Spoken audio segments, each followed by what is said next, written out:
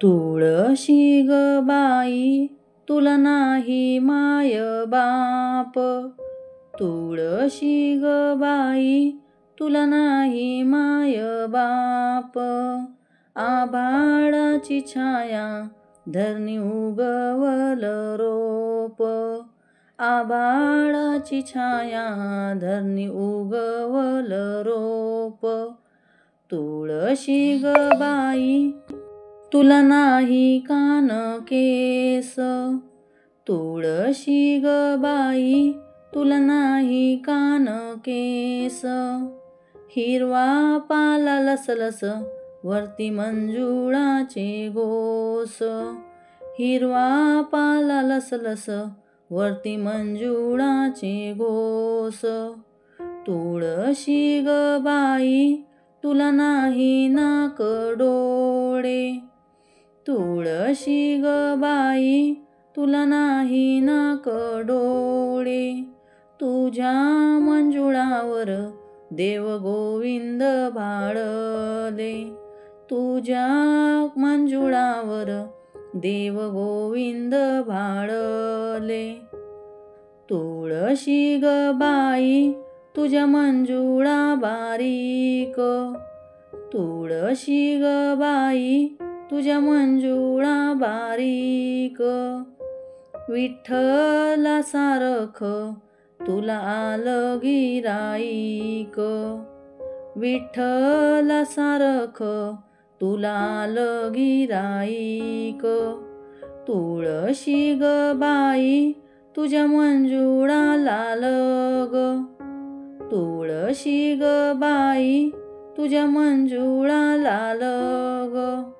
तुझ्या वृंदावनी देव खेळले गुलाल, तुझ्या वृंदावनी देव खेळले गुलाल. तुळशी ग बाई तुझ्या पाण्यात बंगला, तुळशी ग बाई तुझा पाण्यात बंगला. देव गोविंद रंगीला शिळ्या लावून हेंगला, देव गोविंद रंगीला शिळ्या लावून हेंगला. तुळशी ग बाई तुझे येवले येवले पान, तुळशी ग बाई तुझे येवले येवले पान. शिवली पत्रावळी बाळ गोविंदाने छान, शिवली पत्रावळी बाळ गोविंदाने छान.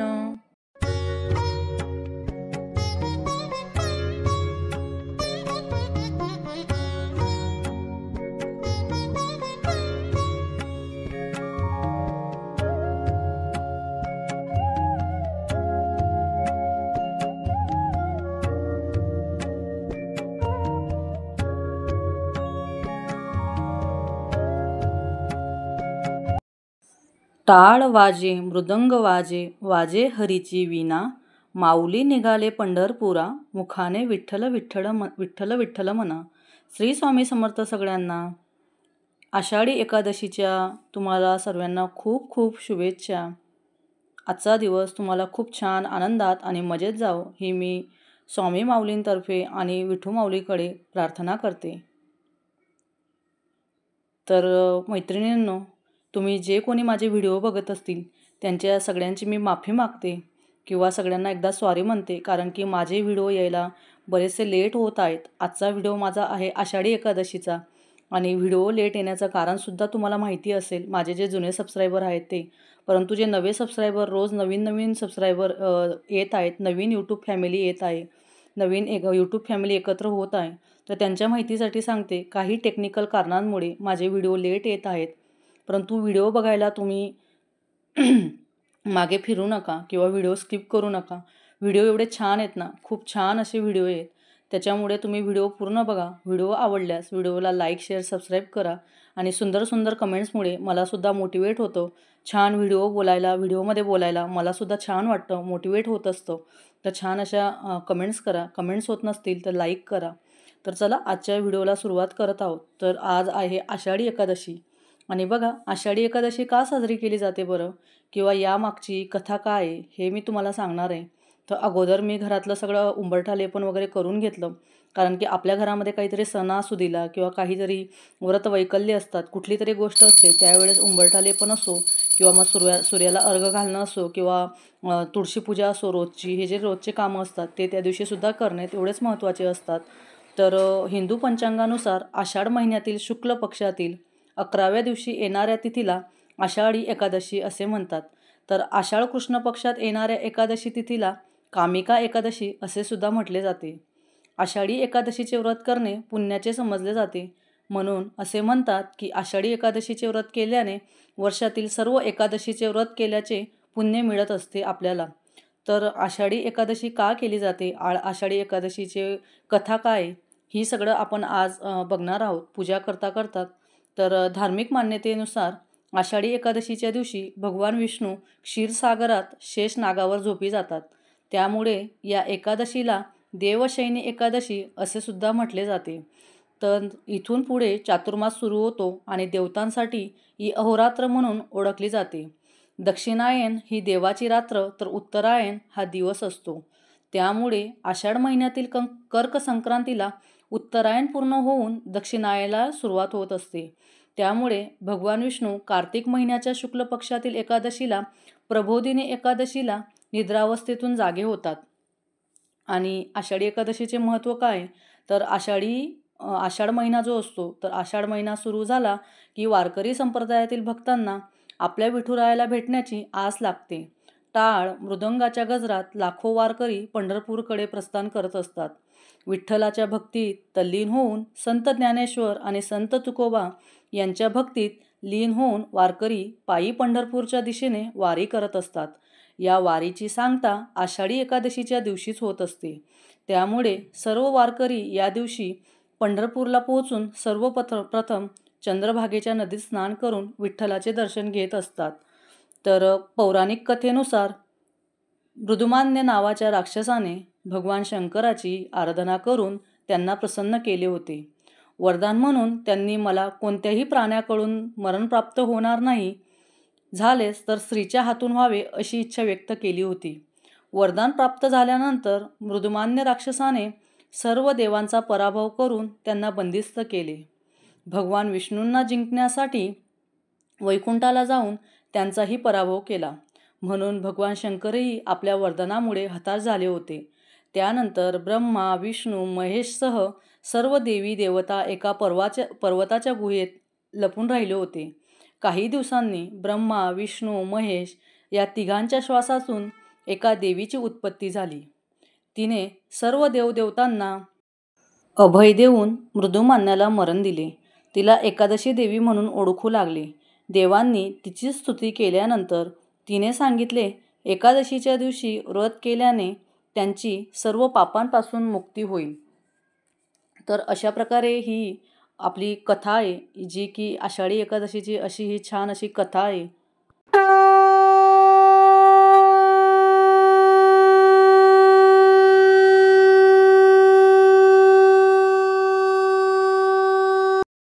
आता आषाढ एकादशीला आपण उपवास का करतो बरं, तर आषाढ महिना हा पावसाच्या ऋतूमध्ये सुरू होत असतो. तर सुरुवातीला मी माझी पूर्ण देवपूजा करून घेतली घरातल्या देवांची, आणि आता पांडुरंगांना मला अभिषेक घालायचा आहे.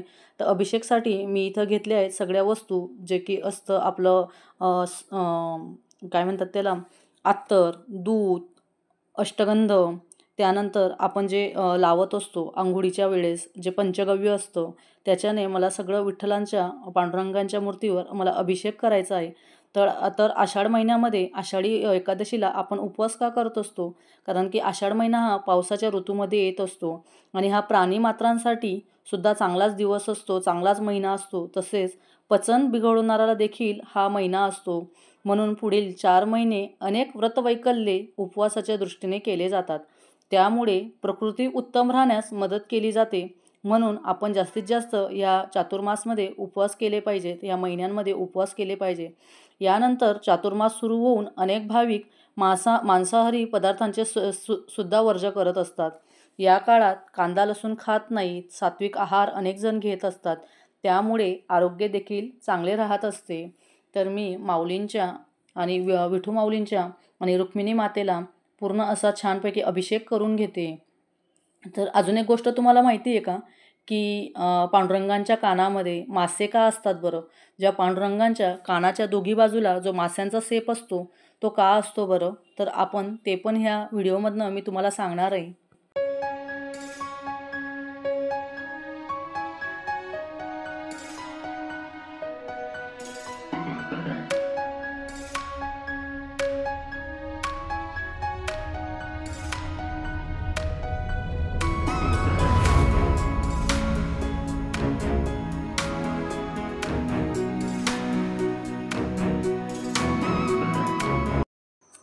तर आषाढी एकादशी असो, हरतालिका असो, वटपौर्णिमा असो, कुठलेही व्रत असो, आपल्या तोंडातून नेहमी देवाचा नाम जप, आपल्या मुखातून नेहमी मंत्र हेच कंटिन्यू दिवसभर असले पाहिजे. कोणाचाही वाईट विचार, कोणाविषयी वाईट विचार मनात येता कामा नये.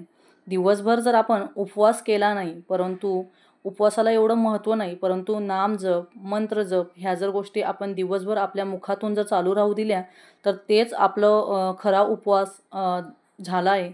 दिवसभरात त्याचंच आपल्याला फळ मिळत असतं.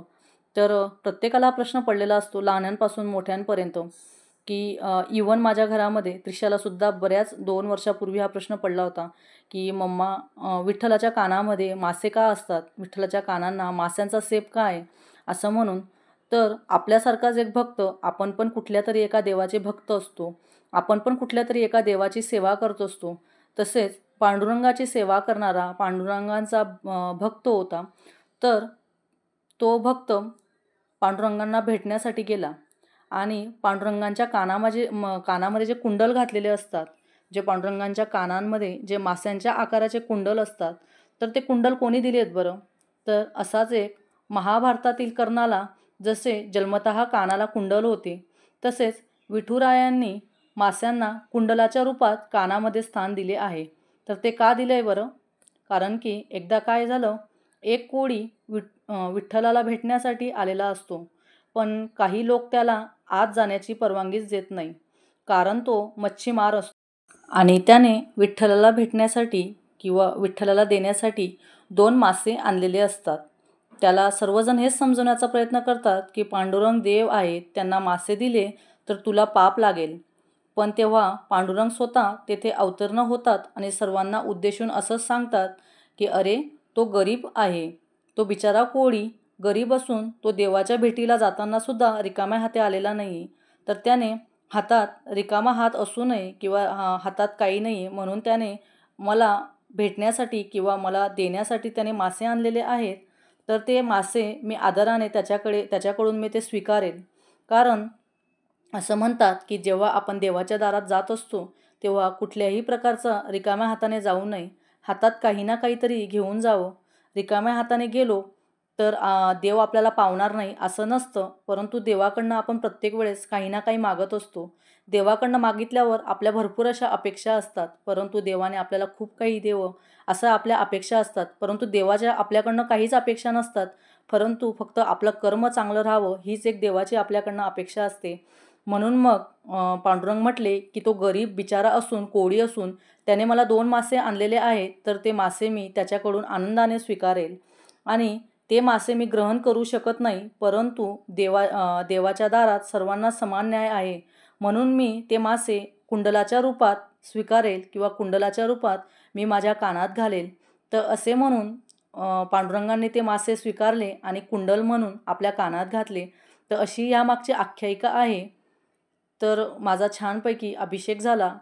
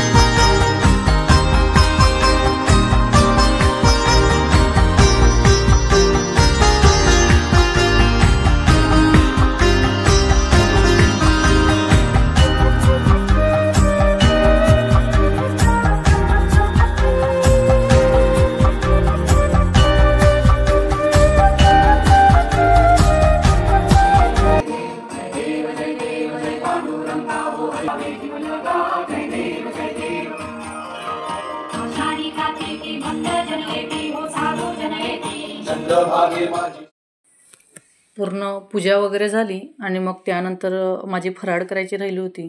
सकाळी झोपेमधून उठली तेव्हा साबुदाणे भिजत घालून दिले होते.